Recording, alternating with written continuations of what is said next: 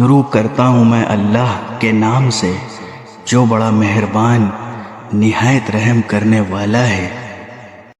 اس طرح اس نے دونوں کو دھوکہ دے کر نیچے اتار ہی لیا۔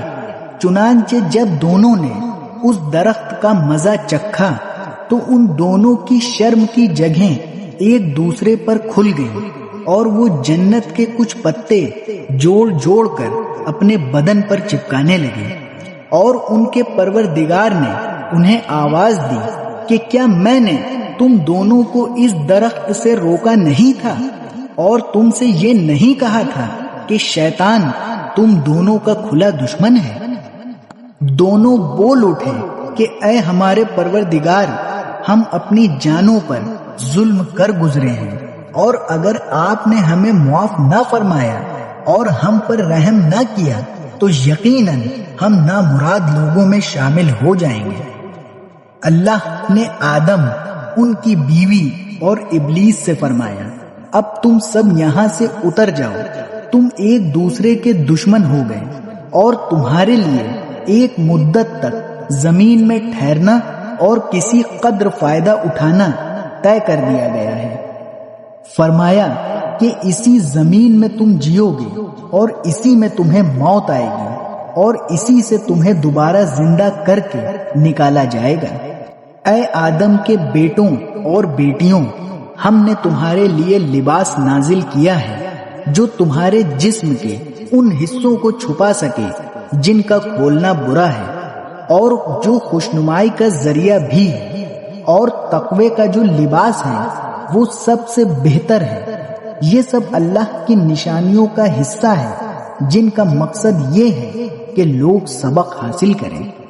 اے آدم کے بیٹوں اور بیٹیوں، شیطان کو ایسا موقع ہرگز نہ دینا کہ وہ تمہیں اسی طرح فتنے میں ڈال دے جیسے اس نے تمہارے ماں باپ کو جنت سے نکالا جبکہ ان کا لباس ان کے جسم سے اتروا لیا تھا تاکہ ان کو ایک دوسرے کی شرم کی جگہیں دکھا دے۔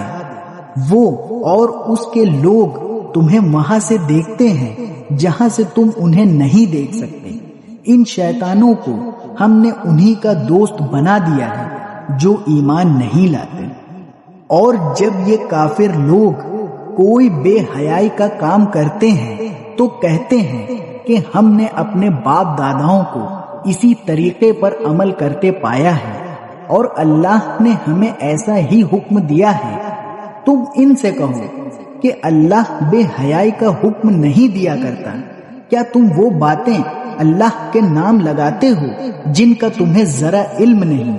کہو کہ میرے پروردگار نے تو انصاف کا حکم دیا ہے، اور یہ حکم دیا ہے کہ جب کہیں سجدہ کرو اپنا رخ ٹھیک رکھو، اور اس یقین کے ساتھ اس کو پکارو کہ اطاعت خالص اسی کا حق ہے۔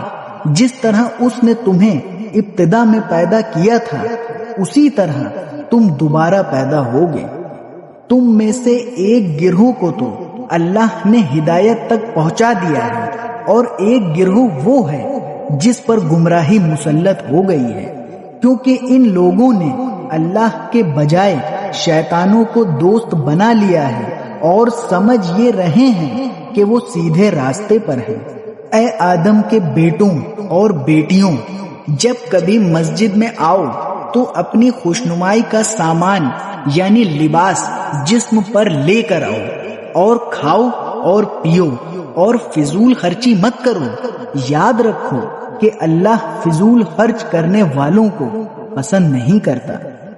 کہو کہ آخر کون ہے جس نے زینت کے اس سامان کو حرام قرار دیا ہو جو اللہ نے اپنے بندوں کے لیے پیدا کیا ہے، اور اسی طرح پاکیزہ رزق کی چیزوں کو؟ کہو کہ جو لوگ ایمان رکھتے ہیں ان کو یہ نعمتیں جو دنیاوی زندگی میں ملی ہوئی ہیں قیامت کے دن خالص انہیں کے لیے ہوں گی۔ اسی طرح ہم تمام آیتیں ان لوگوں کے لیے تفصیل سے بیان کرتے ہیں جو علم سے کام لیں۔